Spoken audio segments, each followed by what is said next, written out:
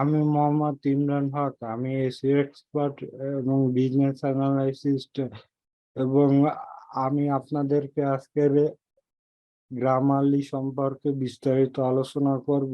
Grammarly হলো আপনার grammar ঠিক আছে কিনা, আপনার কন্টেন্টে এটি আর কি দ্বারা বোঝা যায়, এবং এটি আর কি আপনার যদি প্রিমিয়াম সাবস্ক্রিপশন থাকে এটি আপনার আর কি সব ধরনের পেসিভ ভয়েস থেকে শুরু করে সব ধরনের আর কি কারেকশন দেবে। তবে বেসিক ফ্রি অ্যাকাউন্টও আপনার অনেক দূর পর্যন্ত আপনার কারেকশন সাজেশন পাওয়া যায়। আর এখন এটি হলো grammarly.com। আপনি গ্রামারলি লিখে সার্চ করবেন, এবং আপনি গুগলে আর কি গ্রামারলি লিঙ্ক পেয়ে যাবেন। এবং সাপোজ আমি লিখলাম I I am I am I M A SEO part. এখন এইটা কি সাজেশন দেয়?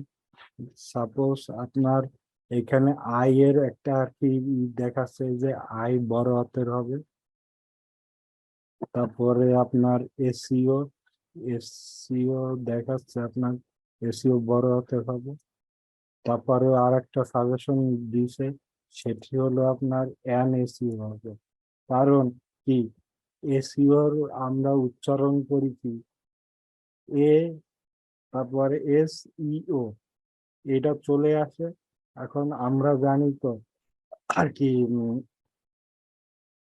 প্রথম শব্দের প্রথম অক্ষর যদি আপনার আর কি ভাওয়েল না হয়, তাহলে সেক্ষেত্রে আপনার আর অ্যান বসবে। কিন্তু এখানে হচ্ছে আপনার ব্যতিক্রমী একটা নিয়ম আছে, যেটা হলো আপনার প্রথম যদি আপনার প্রথম ওয়ার্ডটা যদি আর কি ভাওয়েল না হয়, তারপরে যদি প্রথম ওয়ার্ডটা ভাওয়েলের মতন উচ্চারণ হয়, যেমন এসিও, অনেস্ট, অনেস্ট লিখতে গেলে কিন্তু এইচ দিয়ে শুরু হয়, তারপরে উচ্চারণটা কিন্তু ও আর কি ভাওয়েলের মতন।